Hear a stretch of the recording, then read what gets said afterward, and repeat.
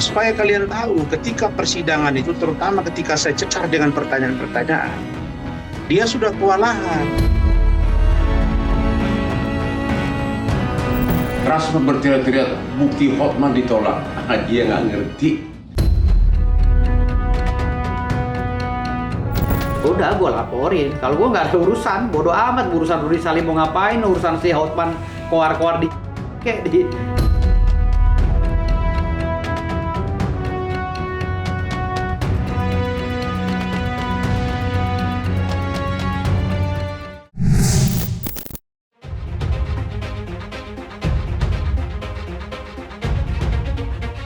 Sidang lanjutan atas terdakwa Rasman yang kemarin kembali digelar di Pengadilan Negeri Jakarta Utara berlangsung panas.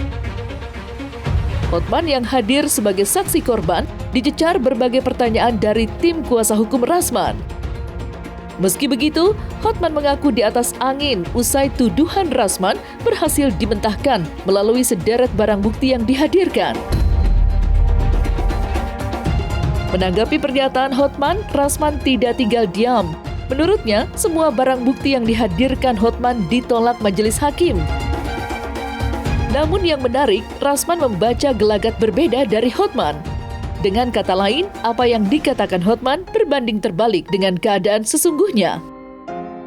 Lantas, apa alasan Rasman hingga percaya diri menyebut Hotman sedang khawatir dengan jalannya persidangan?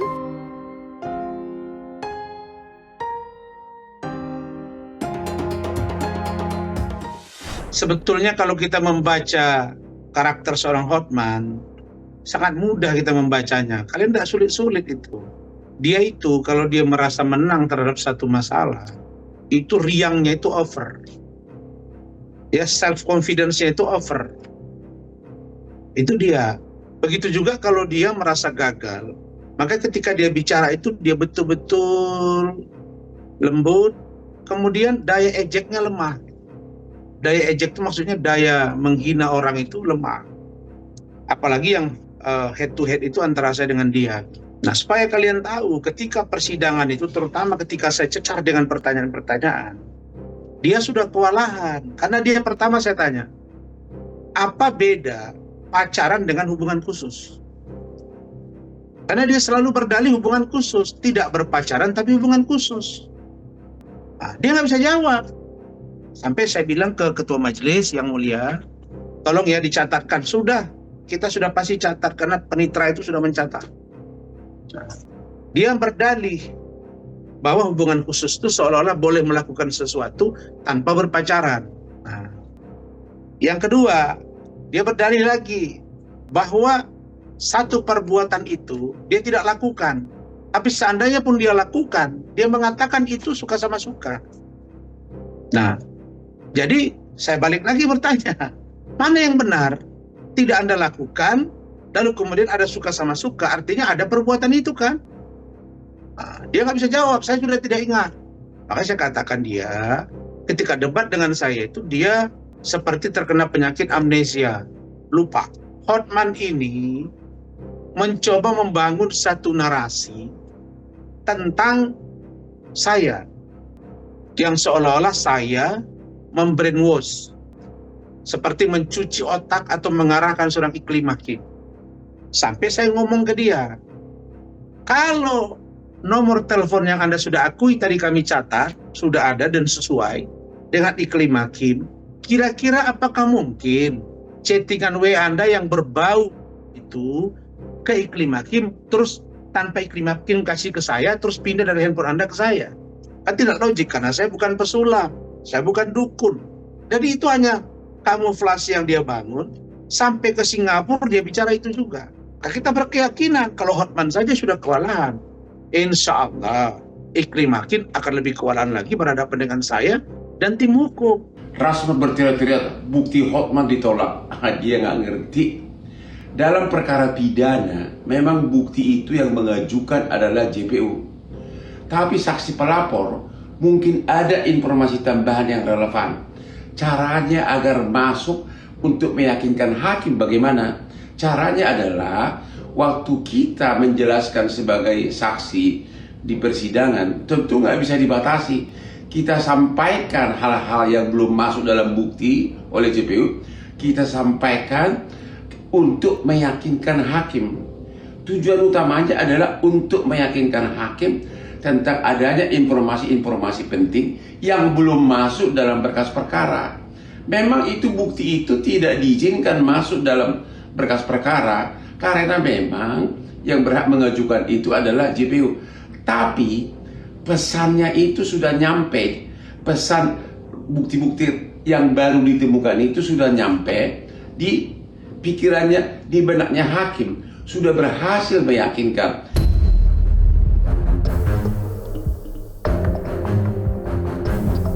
Sementara itu, mantan kuasa hukum Rasman, Firdaus Oiwobo, baru-baru ini melayangkan somasi kepada Rudy Salim selaku pemilik showroom mobil mewah dan perusahaan mobil ikonik asal Italia, Lamborghini dan Ferrari. Surat somasi dilayangkan lantaran kekecewaan Firdaus pada Rudy Salim yang dianggap telah membocorkan detail negosiasi bayaran pada Hotman Paris, seterunya saat ini. Dari situ pula, Hotman mengolok-olok Firdaus yang meminta bayaran 6 juta dan 10 nasi bungkus saat diundang sebagai bintang tamu ke podcast Rudy Salim. Firdaus yang terlanjur kecewa dengan sikap Rudy Salim lantas melayangkan somasi. Namun yang menarik, yang membuat netizen geli, yakni saat Firdaus membaca surat somasi yang ditulisnya dengan bahasa Inggris yang dianggap miris. Lantas, seperti apa somasi Firdaus ke perusahaan mobil mewah Lamborghini dan Ferrari? Seperti apa pula tanggapan Hotman?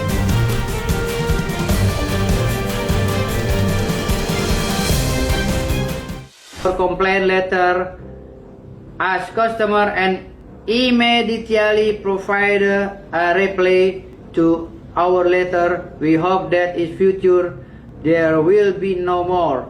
We have immediately.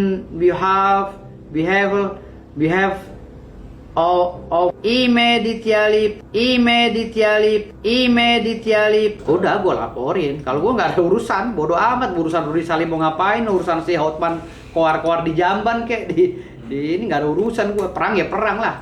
Firdaus Oiwobo telah mengukir prestasi, membuat Hotman Paris selalu membahasnya setiap hari di media sosialnya. Padahal udah gue larang. Padahal gue udah gak berkenan tuh membahas Hotman Paris. Tapi dia setiap hari mengunggah gue, mengejek gue, menghina gue dengan memfitnah gue. Dengan hal-hal yang sepele, remeh-temeh yang gak pernah gue lakuin. Jadi gue, ya santai-santai aja gue anggapnya dia udah keganggu jiwanya kan gitu. Akibat serangan-serangan gue, dia buktinya dia berobat. Sampai sekarang belum selesai. Liwat kan Hotman udah ngakuin. Iya. Dia sendiri hampir liwat kan waktu itu. Kalau telat sedikit dia hampir mati kan gitu. Masih. Nggak ada apa-apanya Hotman, asli nggak ada apa-apanya. Dia ngomong 500 miliar, ya Allah lu masih ngomongin 500 miliar hari gini. Cuman kan untungnya Hotman itu ada uang cash gitu loh, paham nggak? Dia menang karena ada uang cash di depositonya 500 M. Tapi kalau aset gue juga gak kalah pak. Gunung bokap gue di kampung itu, gunung isinya tuh emas. Gitu loh. Gunung warisan bokap gue dari kakek gue tuh isinya emas. Gitu. Yang di NTB. Yang di NTB, emas, mungkin uranium kali katanya. Tuh. Tapi kan kita nggak bahas ke sono-sono, norak gitu loh, kayak orang baru kaya. Sebenarnya sih gue malu gitu kan, di kampung gue kan orang-orangnya juga, jadi nggak bahas masalah itu gitu. Orang Bima ini kan orangnya apa sih gitu kan, mereka tuh nggak mau apa ya, kayak di Islam itu apa namanya ya, dia tuh pikirannya udahlah nih harta titipan Allah, dia sholat, kerja biasa aja gitu, PNS atau apa. Tetapi kan di dalam kandungan buminya ini kan dia nggak tahu kalau hasil penelitian orang-orang ITB bahwa ini di sini ada kandungan emas, uranium, mangan, pasir besi atau apa gitu. Mereka nggak tahu itu, mereka taunya polos-polos saja gitu. Baru ketahuannya juga kan tahun 96 bahwa di situ ada emas dan uranium. Salam dari Singapura. Halo Firdaus yang belum pernah menginjak luar negeri. Kasihan deh kamu. Kau bilang mau somasi Ferrari internasional, Lamborghini internasional. Saya yakin kau tanya pun kau nggak tahu di mana. Kalau aku udah sering, ya, aku yakin kau nggak tahu di mana pun kotanya. Karena apa? Showroom di Jakarta, Prestige punya si Rudy, hanyalah showroom Indonesia, swasta Indonesia, bukan bagian dari organisasi Ferrari atau Lamborghini internasional. Lagi pula kau bilang Ferrari Asia Tenggara, ini Asia Tenggara. Benar-benar kau tuh kau itu biasa hidup di kampung sih, ya. Dan saya yakin kau belum pernah keluar negeri. Terus kau bilang lagi, saya ini kan customer Lamborghini karena baru mau beli. Kalau mau beli, kalau tanah saya laku. Aduh, kau tuh kasihan deh ibu kamu deh. Tolong deh, kasihan ibu kamu membuat jadi anaknya begitu. Saya customernya Lamborghini kalau saya beli, dia bilang gitu. Berarti kau belum beli. Dan kalau tanah saya laku, dia bilang, kalau tanah saya laku 1 triliun malam ini. Aduh, kau tuh benar-benar deh. Mau muntah saya setiap lihat muka kamu di medsos. Mau muntah, sakit perut, ya. Saya yakin semakin banyak warga Indonesia mau muntah setiap lihat muka kamu di medsos, oke? Halo?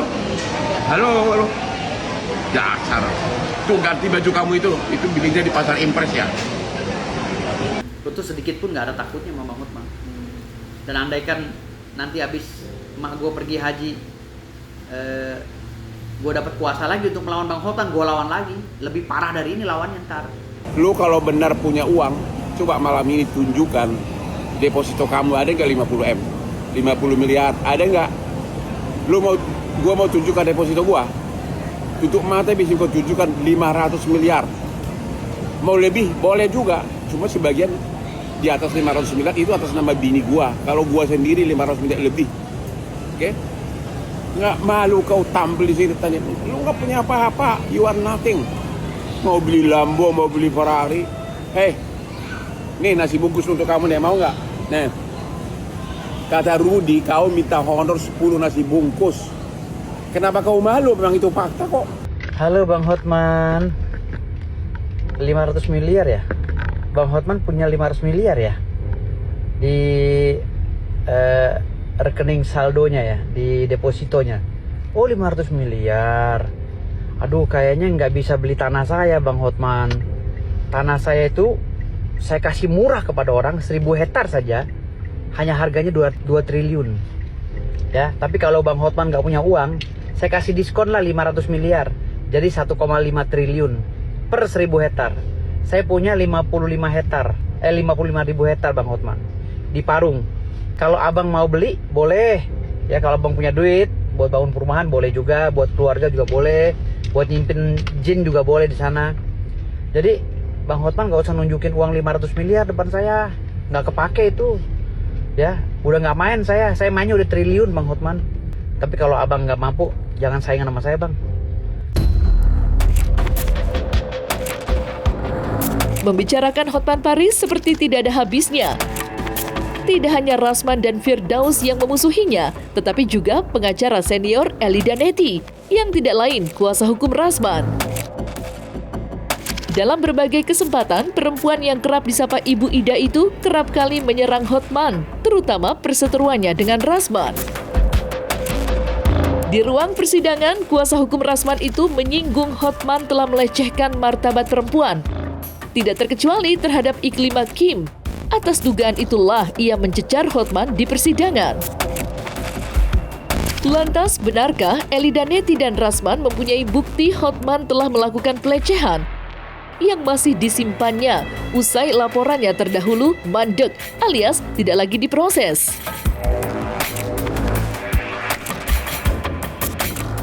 Kebohongannya sangat banyak. Tadi setiap pertanyaannya yang bisa kita jawab dengan dia bilang intens segala macam itu. Terus kami tanya, benar nggak kamu melakukan check-in? Benar nggak kamu pegang? Ya saya lupa. Tapi kamu bayar, melempar uang, lupa. Tapi kalau kamu ini lakukan itu kan suka sama suka.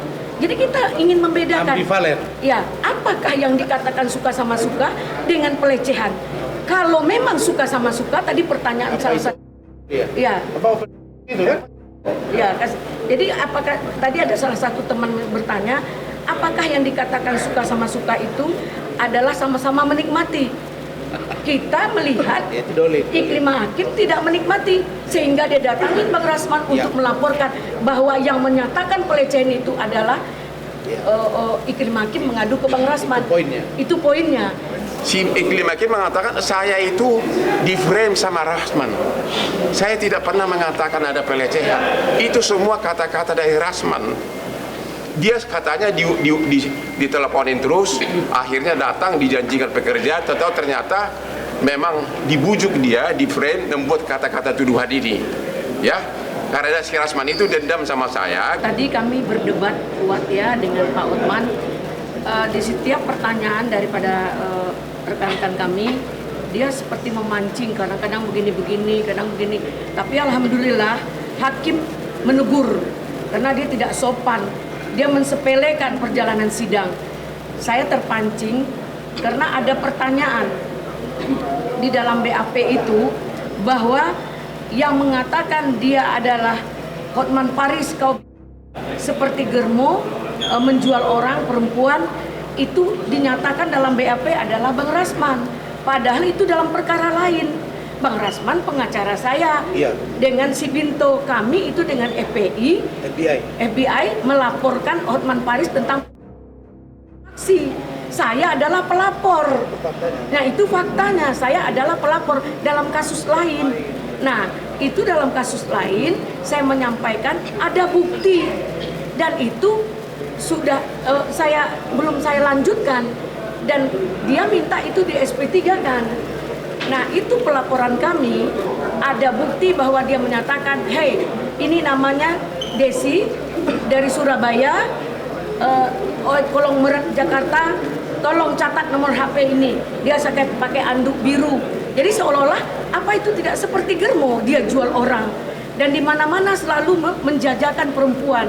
Dan itu sebagai perempuan saya tidak setuju dengan sikapnya. Di Instagramnya ada naikkan mimi, turunkan mimi, bahkan cium-cium di kolam renang. Itu yang saya gugat saat itu, saya laporkan. Tadi kan tuduhannya kan ada pelecehan berupa chatting di bulan di sekitar tanggal 20 Februari. Ya. Ternyata sesudah 20 Februari puluhan kali saya sama Iklim Hakim itu dia bikin TikTok berdansa-dansa, ini dia foto-fotonya nih. Kemudian juga bahkan 28 Februari dia sakit, kantor saya yang obatin. Terus nih sampai ikut dia show, ikut TV show, ya, ikut dia jadi figuran. Bahkan selama ada sampai berapa kali nih dia itu meluk-meluk saya. Perhatikan kalau ada pelecehan sebelumnya, masa berkali-kali di TV show dia peluk-peluk saya dan ikut sebagai acara TV.